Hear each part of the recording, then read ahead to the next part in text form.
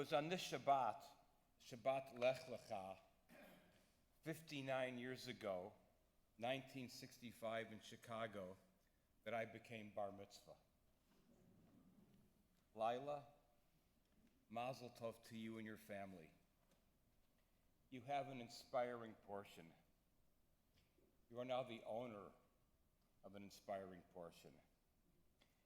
Abraham sets out, in your portion, in a sense, creates the journey, our story, that we continue to walk to this day.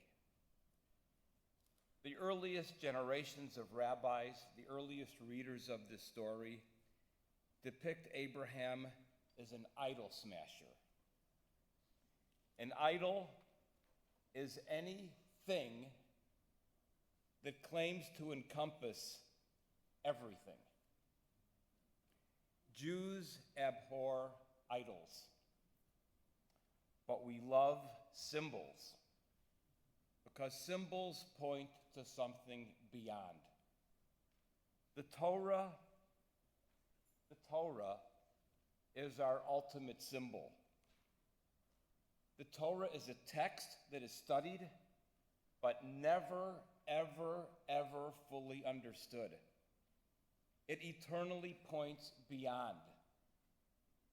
Lila, I hope you can try and remember just that, because you are becoming bat mitzvah in a historic moment.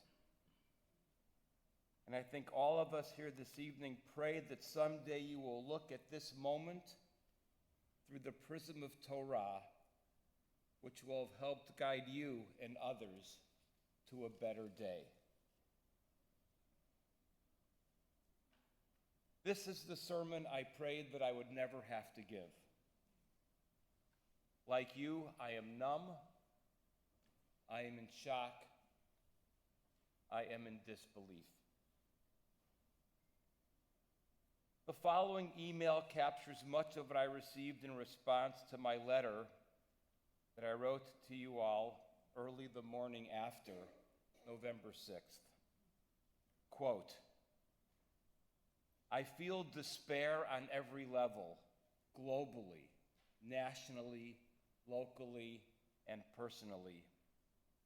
At least in 2016, the girls weren't old enough to realize that we were helpless in preventing this, addressing it.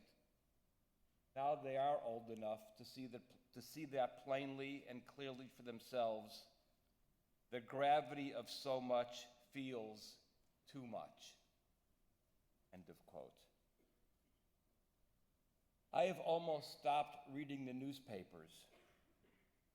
At Micah, a congregation full of journalists, this is close to sin territory. The so-called pundits and very smart people who share their insights, I stopped reading many months ago. There is too much coming at us to make any sense of it, and I will not read a line, but I will say a line that I took out because I wanted to shorten this sermon. I stopped reading them months ago because I struggle to write something halfway intelligent every 2 or 3 weeks, every 2 weeks, once every couple months for the newsletter. The ability to write something worth reading 3 times a week is beyond human capability. It's beyond. It becomes totally insipid. And that, I think, is a huge problem we are living with. There is too much coming at us to make any sense of anything. I literally thank God that I have no Instagram, no Facebook, no TikTok, no Twitter, no nothing. I literally thank God of that because when I hear what other people are reading on this, it literally sickens me. Even with all that, the number of articles that are forwarded to me to read by so many, some of the guilty party here, cause me nothing but anxiety. And I am recommending stopping, at least for a while. This is a time to regain balance, seek perspective, search out ancient wisdom, that which I call durable wisdom, and ponder. We are the owners of history's oldest durable wisdom. We read a book that we want to read again and again and again, and we never fully understand it. Take that. This week, I thought a lot about two recent personal experiences. About 2.5 years ago, Louise and I attended a family wedding in West Palm Beach, Florida. During the weekend of the wedding, someone was not feeling well in the family, and I drove them at around 6 o'clock in the evening to the nearest hospital with full emergency services. It was fairly close by to the hotel. I sat and I waited in the emergency room for about 4.5 hours while the person I brought was being tended to. They were taken in almost immediately upon our arrival, so I was alone. And after about 20 minutes of sitting in the waiting area of the emergency room, I moved to sit at the closest seat that felt comfortable, both physically and emotionally, to the emergency room receiving desk. Now remember, I'm in or near West Palm Beach, Florida. The hospital staff, each one of them that was there, were heroes, each and every one. They were knowledgeable, they were patient, they were caring, and they were constantly busy. One could see and feel how overworked they were. The place was a constant flow of patients, constant. Many, perhaps even half of the people coming in for emergency services were known by the hospital staff. Emergency room regulars, just think of that. The number of drug overdoses that was coming in was staggering. The hospital workers knew the ambulance drivers and made comments such as, "So-and-so is here again." There is a stab wound from a knife fight. There is a motorcycle accident. Many of the people coming in seemed homeless. No address for the paperwork that they had to fill out or someone fill out for them on the computer, iPad, or whatever it was. Many of them were disoriented. A person came in with great pain who I later learned, I was there for a long time, was 4 or 5 months pregnant and had not seen a doctor in that entire time. The volume and kind of taken for granted normality of what was an ongoing series of small tragedies was simply numbing. There was no let-up. I left the hospital late that night thinking that anyone who wishes to run for any public office in this country, from local school board to President of the United States, should somehow be required by law to sit by themselves, no handler or spokesperson allowed by their side, no screen to look at, in a hospital emergency room reception area for 4 or 5 hours, just to get a tiny glimpse of what is going on in this country. This was one thing I thought a lot about this week since the election. Number 2. Louise and I spent a few days after all of the holidays over, after Simchas Torah, relaxing on the Delaware Eastern Shore for a few days. It was delightful. I didn't have to read anybody's email. 3 early mornings in a row, I went to a Royal Farms to get coffee early in the morning. 3 mornings in a row. 3 mornings in a row, I was the only customer. The same woman, a woman who was older than I am, was the only person working in this Royal Farms those 3 mornings. And she was doing everything: stocking the shelves, preparing food, I ordered a biscuit, and working the cash register. By the 3rd morning, I had mastered self-checkout. But each morning, I left thinking, here I am spending $6 or $7 or $8 on coffee without thinking about it, and I wondered what this woman, my age at the very least, thought about that. What was her life story? Why was she working an early morning shift alone? And how much time did she spend, or must she spend, considering whether to spend $6 or $7, which I did so easily that morning? As you can see, I am still thinking about her and hoping that her life is wonderful. At the same time, I worry. I then think about the time we all spend in front of a screen and how the real lived life goes unnoticed, how people go unnoticed. And I'm not saying anything new here. I don't even mind even sounding trite, but I worry about what our lives are becoming and what our country and perhaps even our world has become without our even realizing it, or perhaps more accurately realizing it, but feeling powerless or being powerless to stop it, and how that has to be part of the story of this election.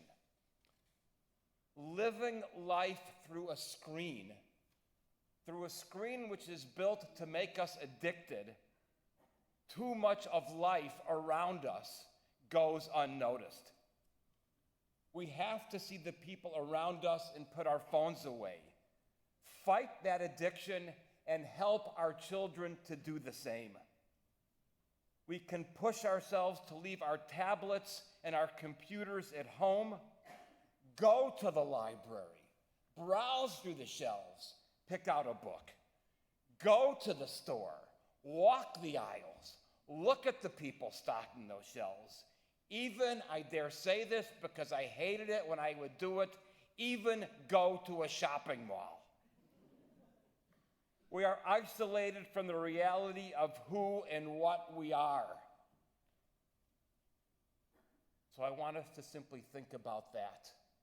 Think about the possibility of insights that surround us, that simply surround us, that we have become blind to.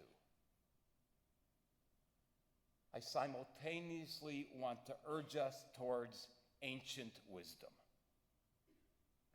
This week, November 6th, we had already scheduled a full all-day, full staff retreat. And we changed the schedule of the retreat, of course, on the fly because of the election.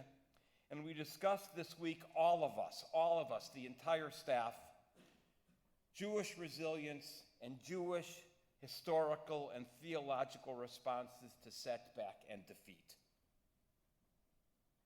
In the year 586 before the Common Era, the Babylonian armies destroyed Jerusalem, and with it the ancient temple, the first ancient temple. The biblical book of Lamentations provides us with the theological framework for what becomes a liturgical formulation, Mipnei chata'enu galinu me'artzenu. Because of our sins, we were exiled from our lands. In other words, the rabbis were saying, we own this. This is on us. This was the rabbinic message of that ancient destruction. Fast forward over 2,500 years. In November of 1995, just a week after the murder in Israel of Prime Minister Yitzhak Rabin, I sat in my study group with a group of the wisest and smartest rabbis that I know. And one of the very smartest said to us, quote, "We each own a piece of this. Every Jew owns a piece of this assassination." This is what our text, Tanchuma, Mishpatim, chapter 2, verse 1, if you want to check, is saying when the Midrash reads, quote, "When a person sits in their home and says, 'What do the affairs of society have to do with me? Why should I trouble myself with my people's voices? Allow my soul to dwell in peace. This is one who does this overthrows the world.'" Staying at home, looking at a screen, we are a participant in overthrowing the world. We have to find a way to leave our screens and re-enter the world. And this is different than saying the coastal elites are looking down on the rest of the country. This mantra is abhorrent to me. It is repulsive to me. And I find utter irony in the ones saying this, writing this so smugly and repeatedly, do so in the pages of the so-called elite publications that I choose not to read. But I am simply trying to see what our country has become. Early this year, I listened closely as America's prophet, Reverend, now Bishop William Barber, spoke. He observed how no political leader speaks to the poor. They don't use the word poor. In the era of my 1965 bar mitzvah, then President Lyndon Baines Johnson was waging a war on poverty. Who thinks in those terms anymore? Of the too many wars we as a nation have waged, all unsuccessfully since World War II, this unwon war on poverty has hurt us far more than any other. Looking back to our history, Jerusalem is destroyed a second time. In the year 70, the Romans wreaked their destruction, and this time the rabbis defined the sin that Jews had caused in creating this destruction. The sin is what we all know, sinat chinam, hatred without cause. Sinat, hatred, chinam is for no reason. Gratuitous hate. Hate for the sake of hate is what the rabbis say caused the destruction of Jerusalem. Jews hated each other for no reason. With this election, I am going to try and not let that word, that four-letter word, pass my lips. If we ever want a campaign of love and trust to overcome a campaign of hate and lies, we have to begin somewhere. We can each try and begin with ourselves and urge those around us to do the same. Simply make that a true four-letter word. Finally, as much as anything else, more than anything else, I've asked, how do I live going forward? Again, back to Torah's wisdom. Rabbi Gordon Tucker reminded me this week of wisdom found in the book of Ezekiel about truth. We are a society that has been infected by lies and have now once again elected as president one who knows nothing else. In the book of Ezekiel, God tells Ezekiel in chapter 9 to walk through Jerusalem and, quote, put a mark on the foreheads of all the men who moan and groan because of all the abominations that are being committed, end of quote. In the Bible, in the book of Ezekiel, these men, and they're probably women, but you know it's an ancient text. In the Bible, these people are saved from destruction, according to Ezekiel. The Talmud later calls this mark the mark of the truth tellers and teaches the truth has saving power. Emet, the Hebrew word for truth, is one of God's names. Lying can only succeed for a short period. It can succeed, but it can only succeed for a period. Truth ultimately wins out. We have to believe that, because the rot and garbage embedded in lies inevitably piles up. The coming corruption will steal all it can, and an empire built on the theft is rooted in the sand of corrupt greed, and it will crash. This is the story of every single empire in history. The question is, our question of the moment is whether truth can win out in time. This is the urgency of this moment. In order to declare truth, we have to be able to see truth. In order to be able to see truth, we have to free ourselves of these screens that hold us prisoner, and then we have to find a way to insist on truth, all of us. We must call relentlessly out the lies, and any one of us that knows any journalist must push them always to do the same in plain, simple language that a fifth grader, that a sixth grader, that a seventh grader can understand. Enough euphemisms that there's a story on both sides.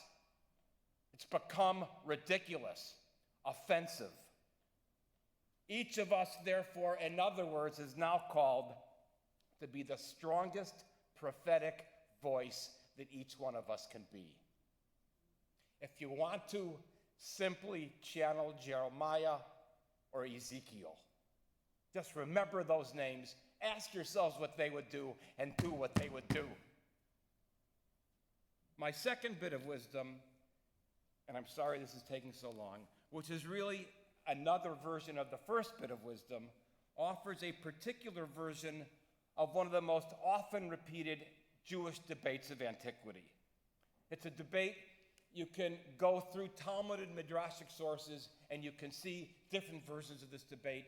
This is one I particularly draws my heart.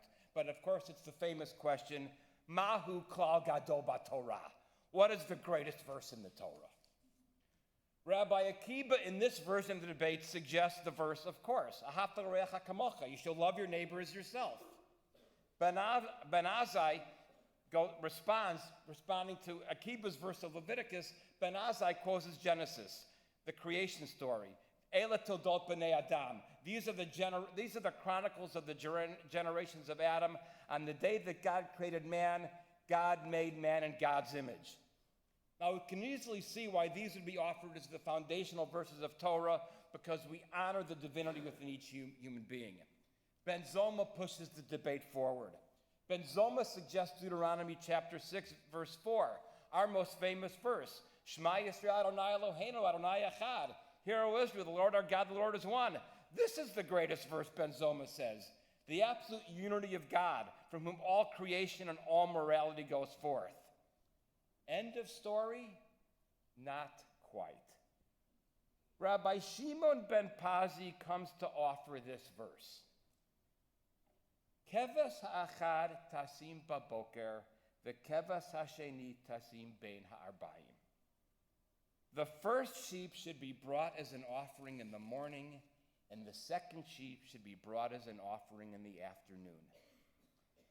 In the story, then, in this version, Rabbi Ploni stands up and declares Ben Pazi the winner of the debate, and he cites a verse from Exodus in support of Ben Pazi. But Rabbi Ploni stands up and declares Ben Pazi the winner. Rabbi Ploni has ended the contest. Ben Pazi's verse is recognized as the greatest. And then we have to think a little bit, because you probably have not read much Talmud. What is this name, Rabbi Ben Ploni? Ploni is a rabbinic term or name usually associated as the name of an anonymous character, which seems to indicate here that Rabbi Ben Ploni was not just another opinion, but the majority opinion. In other words, Rabbi Ben Ploni represents the great silent majority in our terms. He's won the debate. You bring the morning sheep for the offering in the morning, and the afternoon sheep in the offering in the afternoon. What the heck is this teaching? Ben Pazi believed the only way to transform our lives in a sustainable way is through continual daily action. Believing in great religious declarations of all men created in God's image, stirring aspirations of love your neighbor as yourself, divine proclamations such as Shema Yisrael, of course, they're all important. However, it is only through the day in and day out that change in ourselves and the world can take place.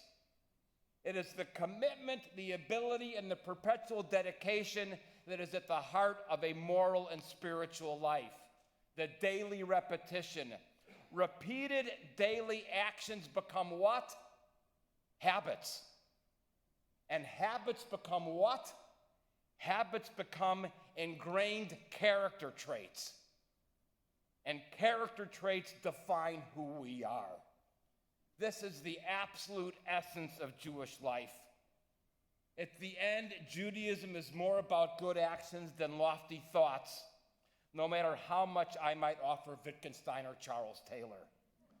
All of this takes seeing and absorbing the reality around us. Without this as the anchor, what we call spirituality is simply a lost, unrooted abstraction. This is my simple response to the "I'm spiritual but not religious" statement, which I've heard so often. Our greatest occasions come and go.